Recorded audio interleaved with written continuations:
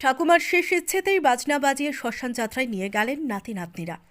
108 বছরের বৃদ্ধার শেষ ইচ্ছে ছিল তার শেষ যাত্রায় যেন মানুষ দুঃখ নয়, ব্যান্ড পার্টির আয়োজন করে। আর বৃদ্ধার সেই শেষ ইচ্ছেকে মান্যতা দিয়ে মঙ্গলবার রীতিমতন ব্যান্ড পার্টির বাজনা সহযোগে শোভাযাত্রা করে শেষকৃত্য সম্পূর্ণ করতে নিয়ে গেলেন তার পরিবার পরিজনেরা।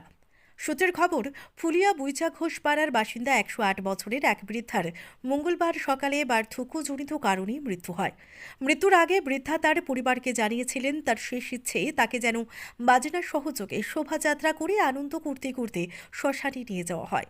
আর মঙ্গলবার বৃদ্ধার মৃত্যুর পর তার সেই শেষ ইচ্ছেকে মান্যতা এবং সম্মান জানিয়ে তার পরিবার পরিজন ও প্রতিবেশীরা ব্যান্ড পার্টি ভাড়া করে বাজনা সহযোগে শেষকৃত্য সম্পূর্ণ করতে শ্মশান যাত্রা করলেন। পরিবার সূত্রে খবর, বৃদ্ধার পরিবারের নাতি নাতনি দিয়ে রয়েছেন মোট 40 জন। বৃদ্ধার ইচ্ছেতেই মৃত্যুর পর নাতি